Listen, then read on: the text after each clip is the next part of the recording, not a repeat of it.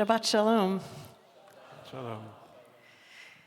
I'm so grateful that we have all gathered here tonight. First, just because we all, I think, quite need Shabbat this week, but also to honor this evening as Disability Awareness, Acceptance, and Inclusion Shabbat.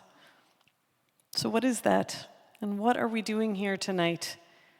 Tonight we will hear in their own words the experiences that many of our members have had as they meet this world with some kind of disability, with some way in which the world, society, and even CBE was not built for their ease.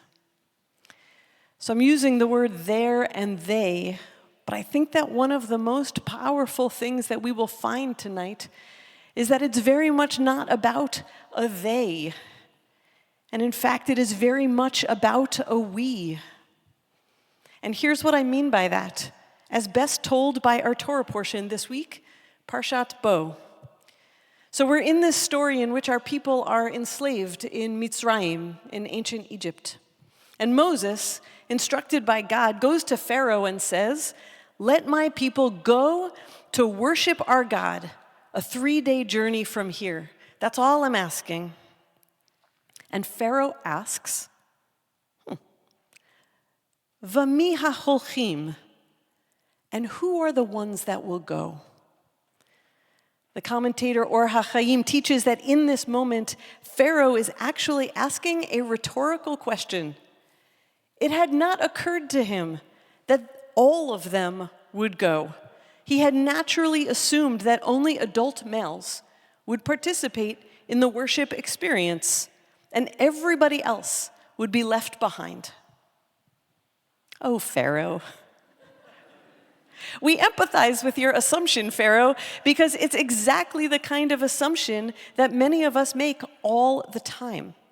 That public space, that worship, that gatherings and ritual and community are meant mainly to serve a majority identity. In this case, adult males. And in the case of general society, the most able-bodied or neurotypical among us are the assumed participants around whom these experiences will be built. Pharaoh made an assumption about who worship was for. But Moses offers Pharaoh a corrective that is utterly beautiful on this night. He says, "Bin arenu uvizkenenu nelech. Nelech ki chag Adonai lanu." Pharaoh, we will all go. From our young ones to our elders, we will all of us go. For it is a celebration for our God. In Torah, what Moses does here we call a merism, M-E-R-I-S-M, a merism. I know you wanted to know that, so now you know that. And it means that when he says from our young to our old, it's like saying from A to Z, and meaning and everything in between. From one edge of our community to the other, nelech. Every one of us will go. We are simply not whole and cannot continue our journey if worship, if spiritual life is built only for a few of us. And when we imagine ways for including everyone, what happens? Chag l'Adonai lanu. The text says, it becomes a celebration that is holy for us all, lanu. We know well, though, that this is not generally what happens.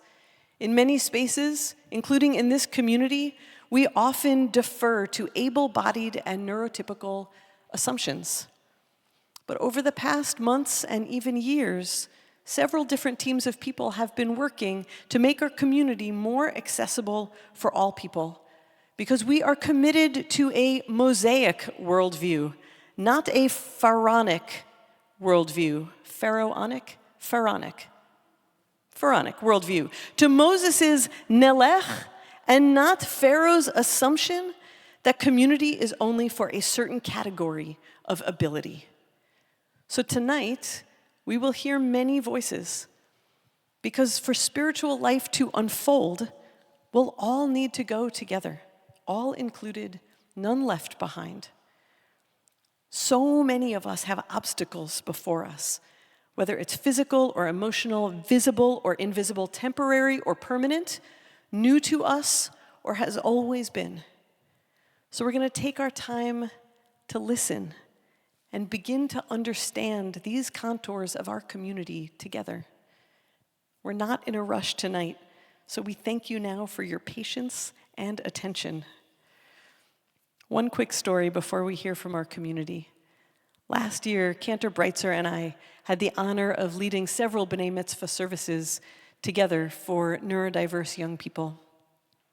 In these spaces, we make it clear that whatever the young person needs can happen. We can take a break, they can get up, walk around, have some quiet, all great. So in the middle of one service, at the end of some prayer, one bar mitzvah boy raised his hand because he had something to say. He wanted to tell everyone that it is unkind to bully people for who they are, that he's experienced this in his life, and he doesn't want it to happen to anyone else. When he finished, we resumed the service. His might have been the most important word spoken that afternoon. But here's the thing. It's not what he did or needed that was extraordinary. It was that for 1 hour, we lived in his world instead of asking him to conform to a neurotypical world. And it was beautiful. And nothing broke, and we were all elevated, and there was relief and joy and beauty. So one question I'm holding on to is this: how do we keep expanding the world that we live in so that we are all conforming ourselves less just to be part of spiritual or social life?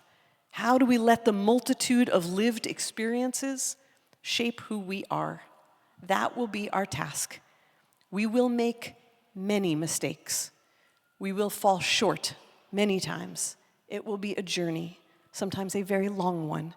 But in the learning and in the listening, we will find our way.